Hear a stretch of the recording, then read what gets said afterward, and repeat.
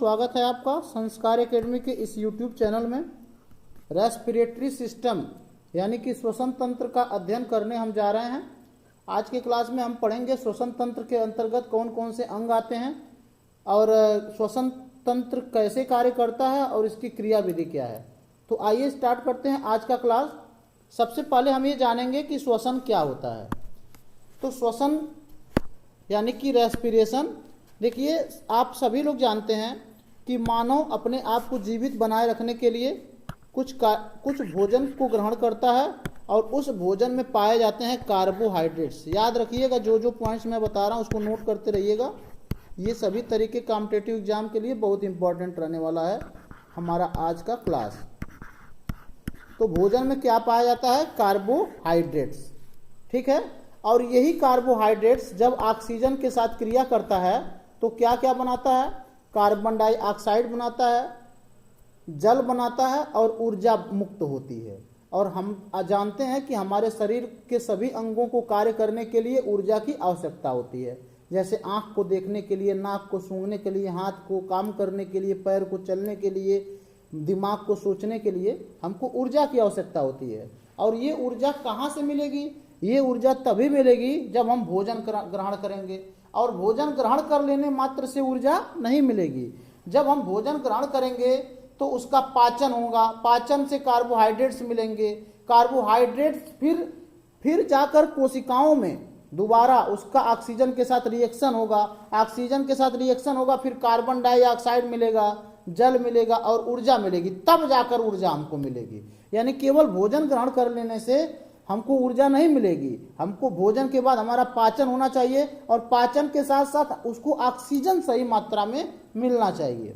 जैसे यहाँ पर हम एक उदाहरण लेते हैं, एक हमारा कार्बोहाइड्रेट्स ग्लूकोज भी है, C6H12O6।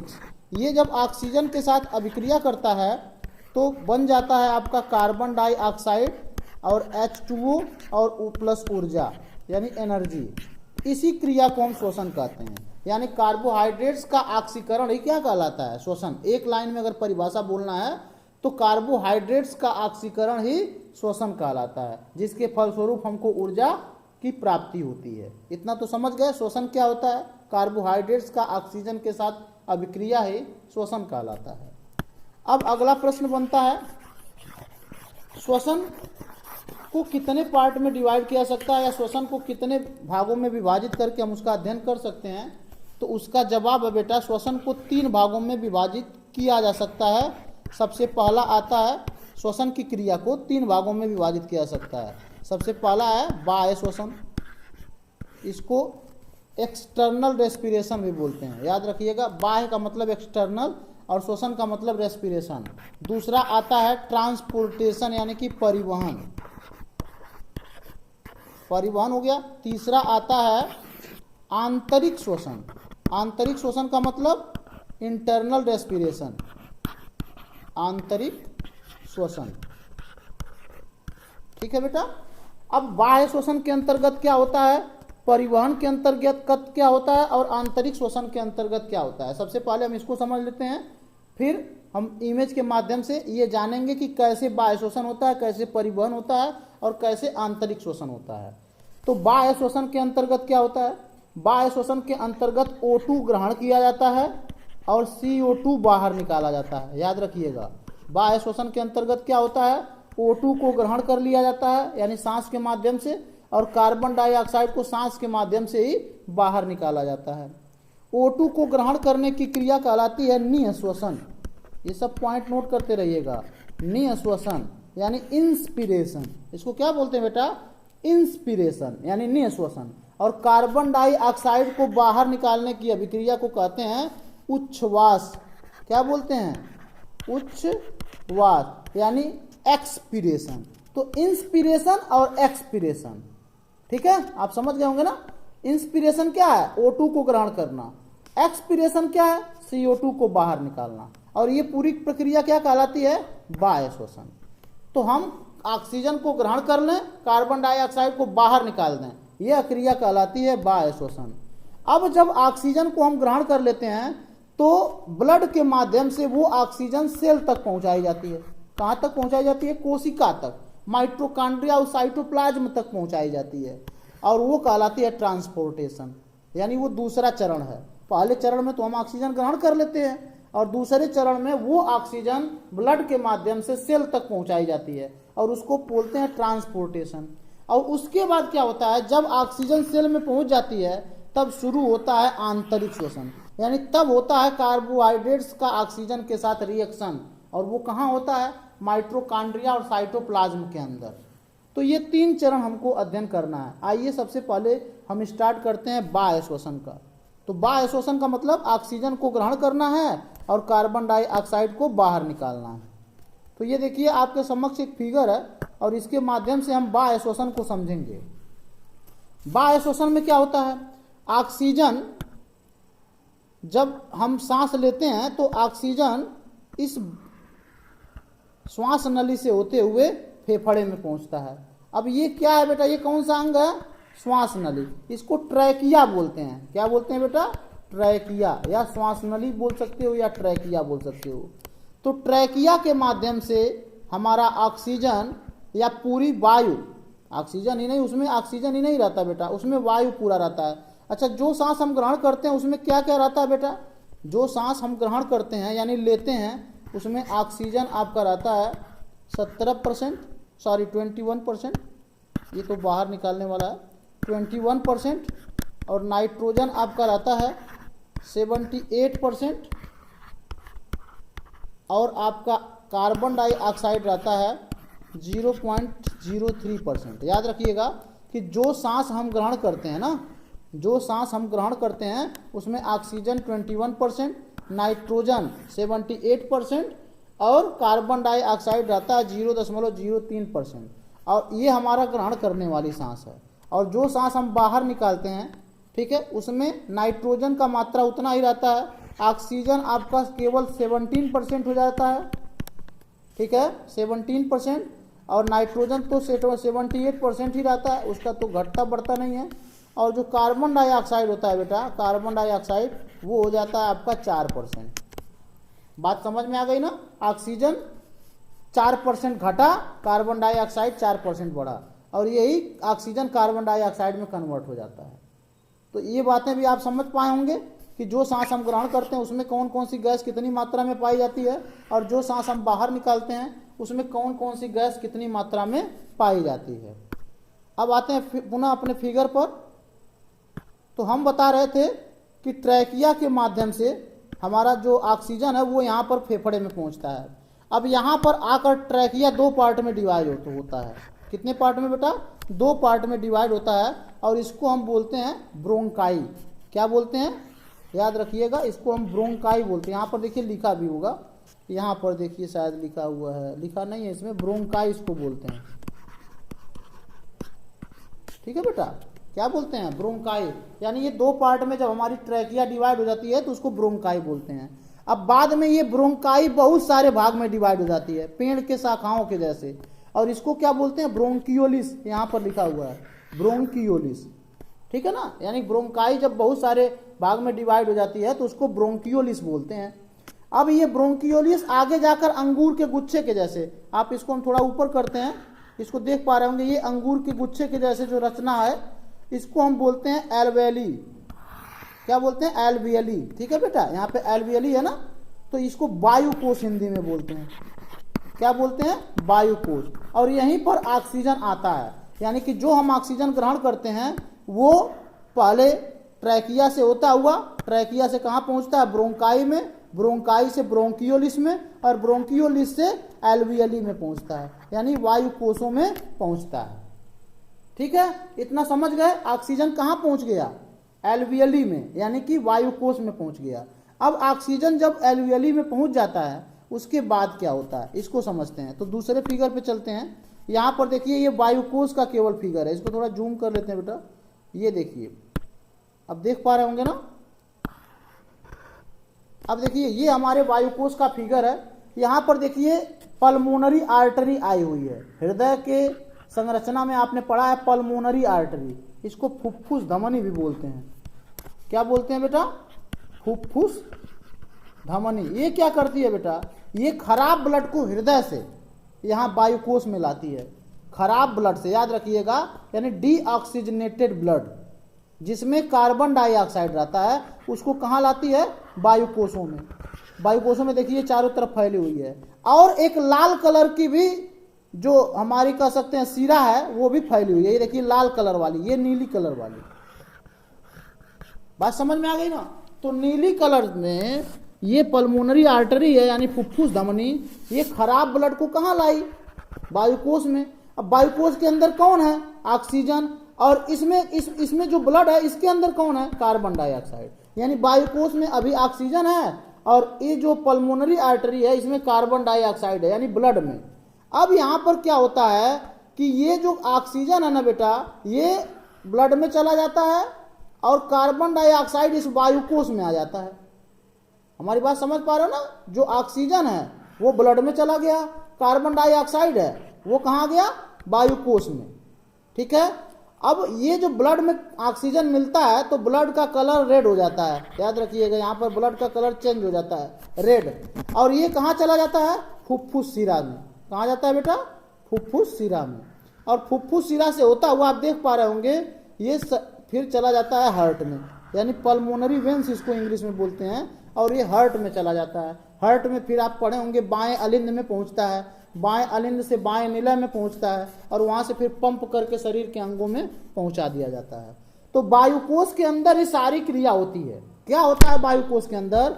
जो डीऑक्सीजनेटेड ब्लड होता है, याद रखिए एक एक पॉइंट बेटा, डीऑक्सीजनेटेड जो ब्लड है, यहाँ पे लिखा भी है ना डीऑक्सीजनेटेड ब्लड, ये किसके माध्यम से? पल्मोनरी आर्टरी के माध्यम से वायुकोश में पहुंचता है, जिसमें क्या होता है? जिसमें कार्बन डाइऑक्साइड होता है। और वायुकोश के अंदर क्या होता है? ऑक्सीजन होता है। वो ऑक्सीजन इस ब्लड में मिलता है और इसका कार्बन डाइऑक्साइड वायुकोश में पहुंच जाता है। और जब ब्लड में मिल जाता है तब अब वह ब्लड पल्मोनरी वेंस से होते हुए कहाँ पहुंच जाता है? हार्ट में। और हार्ट में पुनः हृदय के माध्यम से पंप कर दिया जाता है। अब प्रश्न ये है कि जो कार्बन डाइऑक्साइड आपका है वो तो अब हमारे वायुकोशों में आ गया। यहाँ फेफड़े के अंदर वायुकोश है, उसके अंदर कार्बन डाइऑक्साइड आ गया है। अब ये है डायाफ्राम। क्या है बेटा? डायाफ्राम। अब डायाफ्राम क्या करता है? ये डायाफ्राम फेफड़े को पिचकाता है, यानी प्रेशराइज करता है, ये दबाता है। और जब फेफड़े को ये दबाता है ना, तो इसका जितना कार्बन डाइऑक्साइड रहता है वो सब इसी वायु नली के माध्यम से हमारे मुख के रास्ते या नाक के रास्ते शरीर से बाहर हो जाता है। फिर ये डायाफ्राम एक बार सिकुड़ता है, एक बार फैलता है। तो फेफड़ा भी सिकुड़ता फैलता है, और जब फेफड़ा फिर फैलता है तब हम ऑक्सीजन ग्रहण करते हैं और पुनः ऑक्सीजन इसमें आता है। फिर कार्बन डाइऑक्साइड को बाहर भेजना रहता है, तो ये डायाफ्राम फिर सिकुड़ता है और फिर सारा फेफड़ा सिकुड़ता है और कार्बन डाइऑक्साइड शरीर के बाहर हो जाती है। तो ये डायाफ्राम बड़ा ही प्रमुख भूमिका निभाता है। ये क्या करता है? फेफड़े को फैलाता है और पिचकाता है। अगर डायाफ्राम पर मनुष्य के चोट लग जाए या डायाफ्राम क्षतिग्रस्त हो जाए तो आदमी तुरंत मर सकता है। ठीक है बेटा? क्यों मर जाएगा? क्योंकि वो कार्बन डाइऑक्साइड को बाहर नहीं निकाल पाएगा, और कार्बन डाइऑक्साइड बाहर नहीं निकलेगा तो ऑक्सीजन शरीर के अंदर आएगा नहीं, और जब ऑक्सीजन शरीर के अंदर नहीं आएगा तो ब्लड का संचार ही बंद हो जाएगा। क्योंकि ऑक्सीजन जब खत्म हुआ तो ब्लड चलना ही बंद हो जाएगा, और ब्लड चलना बंद हो जाएगा तो आप समझ सकते हैं आदमी तुरंत डेथ हो जाएगी, उसको ऊर्जा मिलना भी बंद हो जाएगा। बात समझ में आ गई बेटा? अब इसके बाद डायाफ्राम को तो आपने समझ लिया। डायाफ्राम के बारे में एक और इम्पॉर्टेंट बात बताते हैं, और बहुत इंपॉर्टेंट है बेटा। नॉलेज हम लोग भी बहुत जगहों से ढूंढ कर लाते हैं और आपको देते हैं बड़ी मेहनत से, और आपका कार्य है इसको मेहनत से ग्रहण करना। गर्भवती महिलाओं में ये डायाफ्राम के कारण फेफड़ा नहीं फूलता या पचकता है। ठीक है? गर्भवती महिलाओं में इसके बाहर जो रिब्स होते हैं, आप समझ गए, ऐसे फेफड़े के बाहर ऐसे रिब्स होते हैं ना, ढांचा जिसको देखते होंगे आप सफेद कलर का, उन रिब्स की सहायता से गर्भवती महिलाओं का जो फेफड़ा है वो सिकुड़ता है। ठीक है? रिब्स की मदद से, और वो रिब्स इसको पिचकाता है या फुलाता है। इसीलिए गर्भवती महिलाओं का अगर रिब्स टूट जाए तो उनकी देहावसान हो सकती है या तुरंत मर जाएंगी वो। तो अब बढ़ते हैं थोड़ा सा आगे। अब हमने बेटा ऑक्सीजन को ग्रहण कर लिया। ऑक्सीजन कहाँ मिल गया? ब्लड में मिल गया। ये हमने पढ़ लिया ना, ऑक्सीजन कैसे ब्लड में मिला, आपको बताया। अब इसको थोड़ा और विस्तार पूर्वक पढ़ते हैं। ऑक्सीजन में एक प्रोटीन पाया जाता है, सॉरी ब्लड में एक प्रोटीन पाया जाता है जिसको कहते हैं हीमोग्लोबिन। क्या बोलते हैं बेटा? हीमोग्लोबिन ये किस में पाया जाता है? ब्लड में पाया जाता है। तो जब ब्लड में ऑक्सीजन जाता है तो हीमोग्लोबिन से क्रिया करके बेटा ऑक्सी हीमोग्लोबिन बना लेता है। क्या बना लेता है? ऑक्सी हीमोग्लोबिन बना लेता है। ठीक है ना।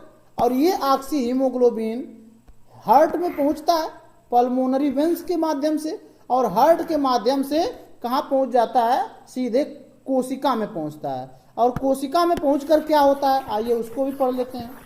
तो कोशिका में पहुंचने के बाद जब ये हमारा हीमोग्लोबिन या ऑक्सी हीमोग्लोबिन सेल में पहुंचता है तो वहां पर वो क्या करता है? ऑक्सीजन को बाहर कर देता है अपने आप से, यानी कि ऑक्सीजन वहां पर छोड़ देता है और वहां पर बने हुए कार्बन डाइऑक्साइड को ग्रहण कर लेता है और कार्बोक्सी हीमोग्लोबिन बनाकर पुनः खराब ब्लड के माध्यम से कहां पहुंच जाता है? वायुकोश के ऊपर, यानी फेफड़े में वायुकोश के ऊपर पहुंच जाता है। यानी हीमोग्लोबिन क्या करता है? ऑक्सीजन को ले भी जाता है और कार्बन डाइऑक्साइड को कोशिका से पकड़ पकड़ कर पुनः फेफड़े में लाता है और फेफड़े में पुनः वायुकोश में उतार देता है। वायुकोश से पुनः वो फेफड़े से बाहर हो जाता है। समझ गए?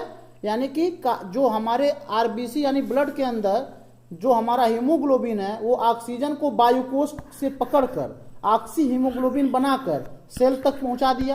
कहां तक पहुंचा दिया? सेल तक। और सेल में पड़े हुए कार्बन डाइऑक्साइड को पकड़कर कार्बोक्सी हीमोग्लोबिन के माध्यम से पुनः वायुकोश में पहुंचा दिया और वायुकोश में फेफड़े से होता हुआ जब डायफ्राम पिचकता है तो पुनः हमारे नाक मुख से होता हुआ वो बाहर निकल जाता है। पूरी क्रिया विधि आपने पढ़ लिया। अब दो तरह की हमने 3 पार्ट में बांटा था ना श्वसन को। पहला क्या था? पहला था बेटा हमारा बाह्य श्वसन। पहला क्या था? बाह्य श्वसन। बाह्य श्वसन को तो हमने पढ़ लिया, ऑक्सीजन कैसे ग्रहण होता है, कार्बन डाइऑक्साइड कैसे बाहर निकलती है।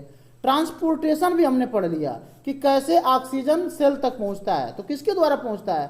हीमोग्लोबिन के माध्यम से। ऑक्सी हीमोग्लोबिन बनाता है हीमोग्लोबिन, उसके माध्यम से पहुंचता है। अब तीसरा पार्ट आता है आंतरिक श्वसन। क्या है? आंतरिक श्वसन, यानी कोशिका के अंदर क्या क्रिया होता है, तो उसको भी पढ़ लेते हैं हम। कोशिका के अंदर क्या होता है? देखिए बेटा, आंतरिक श्वसन को हम 2 पार्ट में बांट सकते हैं। आंतरिक श्वसन को हम 2 पार्ट में बांट सकते हैं। एक होता है अनाक्षी श्वसन। ध्यान से हमारी बात को सुनिएगा, ये सब नॉलेज आपको बार बार नहीं मिलेगी और बहुत बेहतरीन हम नॉलेज देने का प्रयास कर रहे हैं। अनाक्षी श्वसन होता है और दूसरा होता है बेटा आक्षी श्वसन। ठीक है, आक्षी श्वसन। अब अनाक्षी श्वसन क्या होता है इसको सबसे पहले समझते हैं। देखिए, हमारे कोशिका की संरचना तो आप जानते होंगे, कोशिका कुछ यूं होता है और इसके अंदर क्या पाए जाते हैं? कोशिका द्रव्य पाए जाते हैं। 70%, किसी भी कोशिका के अंदर 70% कोशिका द्रव्य पाए जाते हैं, जिसको हम साइटोप्लाज्म भी बोलते हैं, कोशिका द्रव्य। ठीक है, और इन्हीं साइटोप्लाज्म में ग्लूकोज यानी कि जो हमारा पचा हुआ भोजन गया रहता है, इनका आंशिक विघटन होता है। क्या होता है? आंशिक विघटन। ग्लूकोज क्या है? एक तरह का कार्बोहाइड्रेट्स है।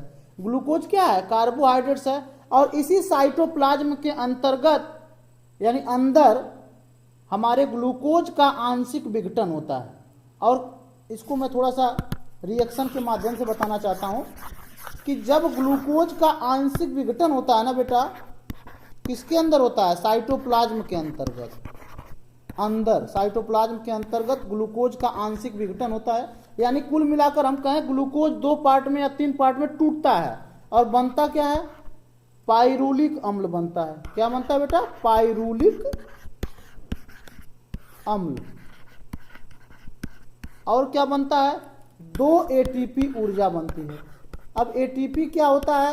ऊर्जा का एक रूप होता है, एक फॉर्म होता है, और इसी फॉर्म में ऊर्जा हमारे कोशिकाओं में रहता है और इसी को हमारे शरीर यूज करता है। तो पहला क्या है? पहला अनाक्षी श्वसन। अनाक्षी श्वसन क्या होता है? जिसमें ऑक्सीजन की आवश्यकता नहीं है, ऐसा श्वसन। श्वसन का क्रिया सांस लेना नहीं होता है, श्वसन का क्रिया होता है कार्बोहाइड्रेट्स का टूटना, कार्बोहाइड्रेट्स का विघटन, कार्बोहाइड्रेट्स का ऑक्सीकरण, वो हमारा श्वसन होता है। तो अनाक्सी श्वसन क्या होता है? जिसमें ऑक्सीजन की कोई जरूरत नहीं है। अब यहाँ पर देख रहे हो आप, केवल ग्लूकोज है और साइटोप्लाज्म के अंदर उसका स्वतः विघटन हो जाता है, वो अपने आप दो भागों में टूट जाता है और एक बनता है पाइरुलिक अम्ल और दूसरा 2 एटीपी ऊर्जा। क्या बनता है? केवल 2 एटीपी ऊर्जा बनती है। ये कहलाता है ऑक्सी श्वसन, जिसमें ऑक्सीजन की कोई भूमिका नहीं है। लेकिन अभी श्वसन की प्रक्रिया पूर्ण नहीं हुई है, अभी तो ऑक्सी श्वसन हुआ है ना। अब ये पाइरुलिक अम्ल बेटा कहाँ चला जाता है? माइटोकॉन्ड्रिया के अंदर चला जाता है। ये दूसरा हमारा जो श्वसन होता है वो होता है ऑक्सी श्वसन। क्या होता है? ऑक्सी श्वसन। इसको मिटा दें पूरा, ये तो अनाक्सी श्वसन हो गया।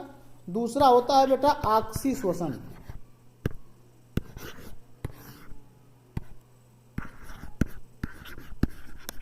अब ऑक्सी श्वसन में क्या होता है? ऑक्सी श्वसन में जो हमारा पाइरुलिक अम्ल बना रहता है, कहाँ बना रहता है? साइटोप्लाज्म के अंतर्गत पाइरुलिक अम्ल बना रहता है।